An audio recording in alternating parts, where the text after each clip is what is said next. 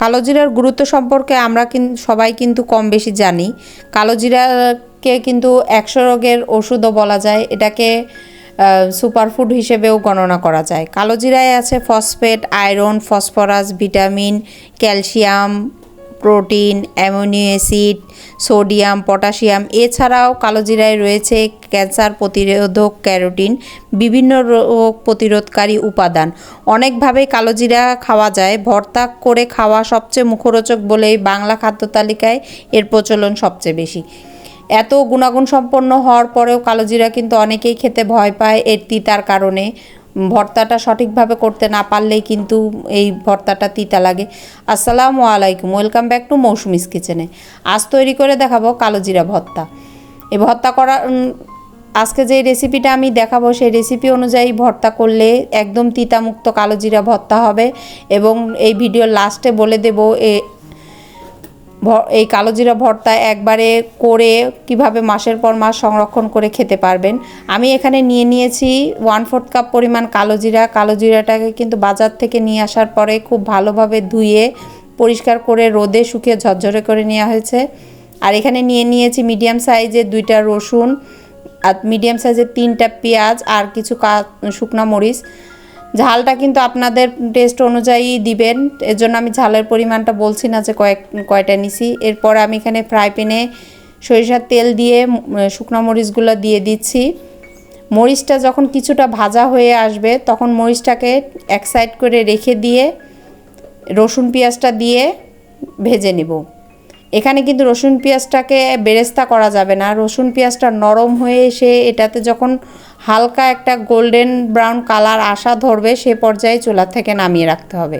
উল্টে পাল্টে একটু ভালোভাবে মিডিয়াম টু লো হিটে ওটা অবশ্যই ভাজতে হবে। এটা কিন্তু একদম জোরে জাল দিয়ে দ্রুত এভাবে ভেজে নেওয়া যাবে না। দেখুন আস্তে আস্তে নাড়তে নাড়তে রসুন পেঁয়াজটাও অনেকটা নরম হয়ে এসেছে। এই যে যখন এই রকম হালকা একটু গোল্ডেন ব্রাউন কালার আসা ধরেছে তখনই আমি এটা চুলাটা বন্ধ করে সাইডে রেখে দিয়েছি। এখন আবার ফ্রাই প্যান চুলায় দিয়ে সামান্য একটু সরিষার তেল দিয়ে দিলাম কালো জিরাটা। কালো জিরাটাকে যদি তেল ছাড়া ভেজে নেন সেক্ষেত্রে কিন্তু ভর্তাটা খেতে কিন্তু অনেকটা তিতা হয়। এর জন্য কালো জিরাটাকে চেষ্টা করবেন হালকা একটু তেলে ভেজে নিতে। আর কালো জিরাটা কিন্তু খুব বেশি সময় ধরে ভাজাও যাবে না, বেশি সময় ধরে ভাজলেও কিন্তু ভর্তা তিতা হয়। একদম লো হিটে 1 থেকে 2 মিনিট পর্যন্ত ভাজলেই কিন্তু কালো জিরাটা ভাজা হয়ে যাবে। আর ঘরে যখন বাসনা হয়ে যাবে যে কালো জিরার সুগন্ধি বেরিয়ে যাবে তখন মানে কালো জিরাটা ভাজা শেষ। এখন এটা আমি নিয়ে নিচ্ছি পাটার উপরে নিয়ে এটা আজকে বেটে নিচ্ছি। আর চাইলে কিন্তু এই ভর্তাটা ব্লেন্ডারেও করা যায়, কিন্তু ব্লেন্ডারে করার থেকে পাটায় বাটা ভর্তা কিন্তু খেতে অনেক বেশি টেস্টি হয়। এখন এই কালো জিরা এখানে সামান্য পরিমাণ মতো লবণ দিয়ে আমি কালো জিরাটাকে প্রথমে একবার বেটে নিচ্ছি।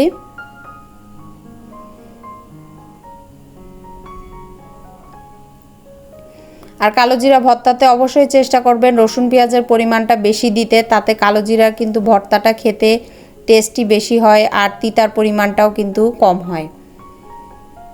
এখানে খুব ভালোভাবে কালো জিরাটা একবার বাটা হয়ে গেলে পেঁয়াজ রসুনকেও সাথে খুব ভালোভাবে বেটে নিলাম। এই দেখুন আমার একবার বাটা কমপ্লিট। আমি এটাকে আরেকবার দ্বিতীয়বার বেটে নিচ্ছি, তাতে মিক্সারটা খুব ভালোভাবে হবে আর কালো জিরাটাও খুব ভালোভাবে মিহি হয়ে যাবে। পাটায় বাটলে কিন্তু ভর্তাটা অনেক বেশি আঠালো হয় আর বেশি টেস্টি হয়। এর জন্য এটা পাটায় বাটা ভর্তার টেস্টটা কিন্তু সবচেয়ে বেশি।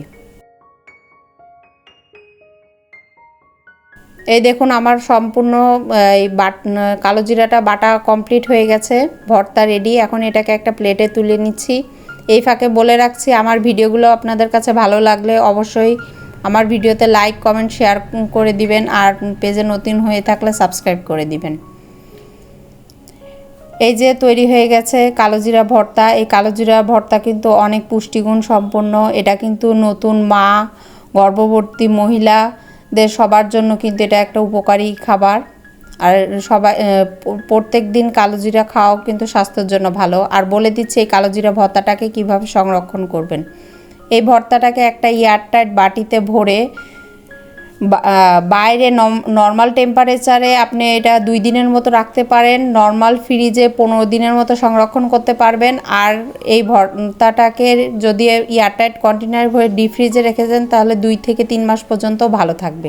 যখন প্রয়োজন হবে জাস্ট ফ্রিজ থেকে বের করবেন আর খাবেন।